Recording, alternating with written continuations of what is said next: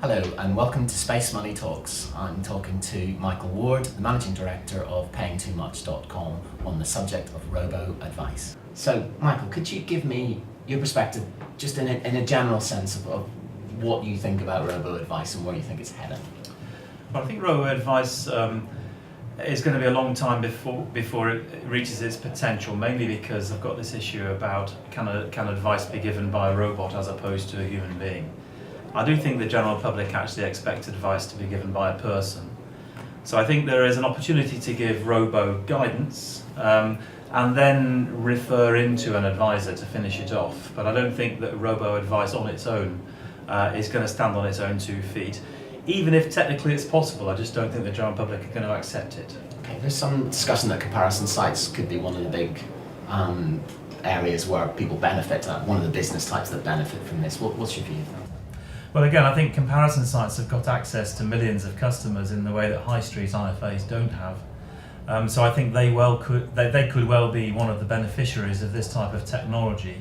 But again, most comparison sites have to make money and they're looking to reduce risk. So all the time there is this inherent risk about, is the advice good enough? What happens if we end up mis-selling to thousands of people simultaneously? I think comparison sites will keep away from it. Could you embed a robo guidance system into a comparison site, which is then used as a lead funnel into a more traditional advice process? Absolutely, I think that exists today. Okay, do you think, with a lot of predictions about maybe banks could come back or some other new players could use technology to steal a march on the market, what's it going to look like in a few years' time in terms of robo and advice and the kind of mix of ways people are accessing financial services? Again, I just think there's a lot of fluff on the top of the water here. I think there's going to be a lot of chat, but how many actual transactions are taking place, I think it'll be relatively small. It just does boil down to the fact that the general public, it doesn't matter whether they've saved up £25,000 or £1 million, the guy that's made that £25,000 saving thinks the world of it.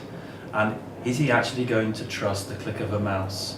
I just think we're at least 10 years away from that guy actually making that final decision online. It's always going to need to be backed by a human being.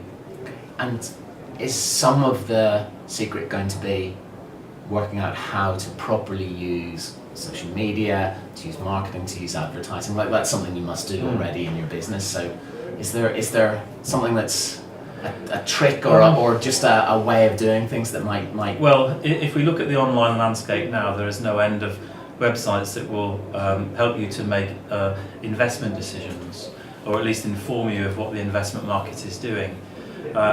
My concern is that you can get so much great technology free on your smartphone these days from Google and Facebook and so on, that people will not want to pay for a robot to give them an investment recommendation.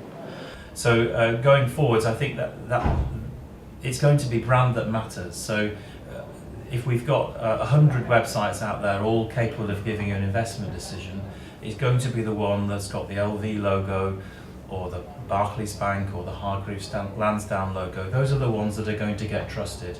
I think in the end we've got a new technology, but we still have old customers. I say old, they behave in the same way that they're behaving for the last 30 years. Nothing's going to change in their behaviour.